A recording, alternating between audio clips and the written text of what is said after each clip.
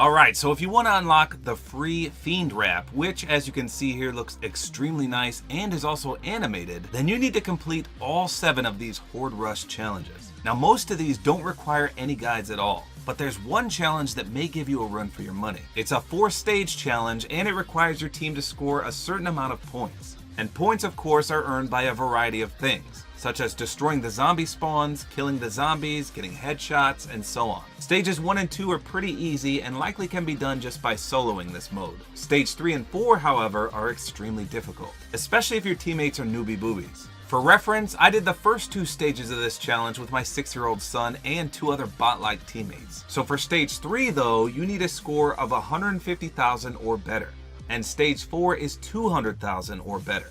Now of note, if you're on the stage 3 challenge and then you score more than 200,000 points that game, you still have to do stage 4. It won't give you both, even if you get over 200,000.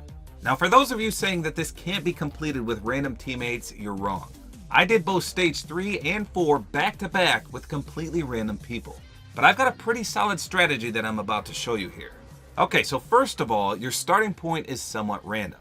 And with that said, there aren't many in the rotation though. So for example, you could start at Snobby Shores or the RV park. Some people have stated that if you start at Snobby Shores, it's impossible to get 200,000 points. And that's because in round 2, you have to follow the circle. And unfortunately, it goes over multiple mountains. So during this time, you have to build up, and thus you aren't killing any zombies or getting points. But as you can see here, I started at Snobby Shores and then endured the mountain climb. And if I fast forward to the end of this match, you can see I did exceed 200,000 points, but just barely.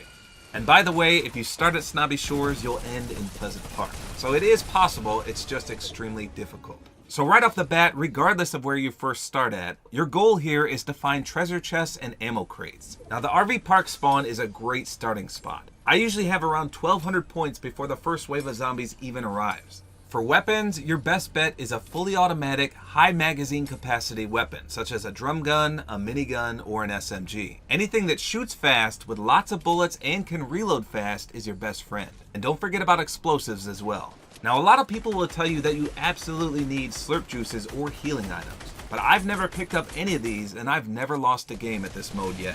Now once the first horde arrives, your goal is to grab the score multipliers. Let your teammates start racking up the points, but you yourself should focus on all the multipliers on the map. And remember, these show up on your minimap at all times, and they look just like Hop Rocks from Season 4. Find them and search them, and doing so will give you 100 points, some loot, and it'll nuke every zombie nearby in that blast radius. Now I think it is random how many spawn for you, but I'm not real sure. I usually end up with 5 or 6 multipliers by the end of the first round.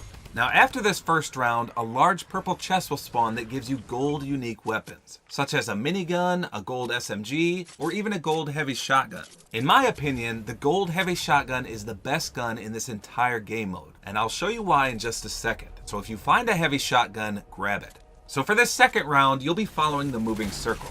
There's no score multipliers during this round, so your goal here is to hit headshots and chain your kills. Each time you kill a zombie, there's a little bar that shows up that'll continue your kill streak. As long as you kill another zombie before that bar runs out, you'll continue your chain and rack up loads of points. You should have at least 3 or 4 fast-firing weapons. The idea here is to stay back a decent distance and pick the zombies off, always watching your kill chain bar. Once your weapon is needing a reload, swap to your second weapon, drain it, and then swap to your third or fourth guns. Then, when you need to reload all of them, do so the moment you finish off a zombie so you don't lose your chain bar.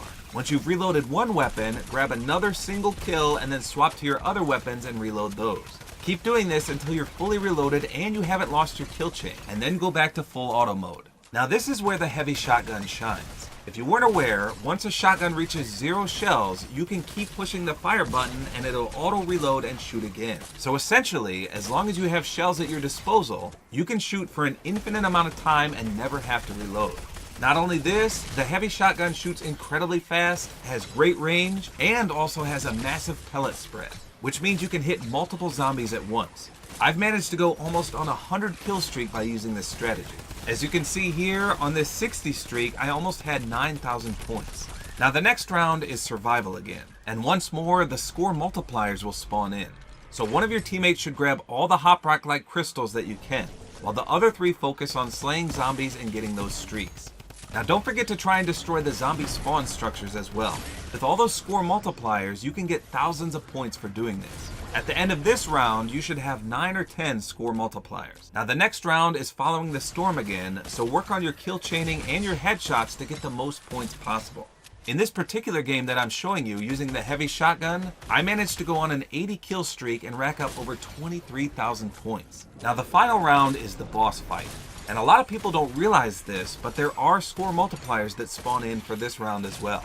In this gameplay, I didn't grab any because we were almost at 200,000 points anyway, but if you're looking super low on your score, be sure to grab them. So your main goal here is to exceed 200,000 points, but it's always nice to kill the final boss as well. Just remember that you have to kill him to win the game. Otherwise, the circle will collapse and you'll all die due to the storm. I'm not 100% sure if your score counts if you lose this match though. Someone will have to let me know in the comments section. Like I said, I've never lost a game at this mode. Now once you break the 200,000 point threshold, double down on the gold brute boss. If you have turrets, place those up high and spray the crap out of him. Explosives also do wonders against him as well, so spam him with all you've got. If you're a good builder, you can build about 7 or 8 ramps high and have him follow you up there. If you weren't aware, he instantly dies to fall damage, if you can get him to follow you up there. The issue is, he's really glitchy and can get stuck. But this also benefits you because then he won't be moving, and he's a super easy target at that point. So he's not as tough as some people make him out to be, but remember to try and aim for the head or he'll Thanos you and make you regret it.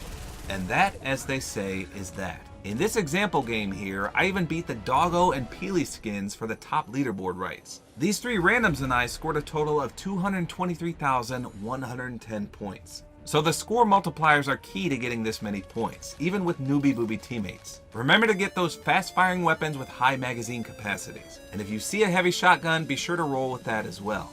So let me know in the comments section if this guide helped you out or not.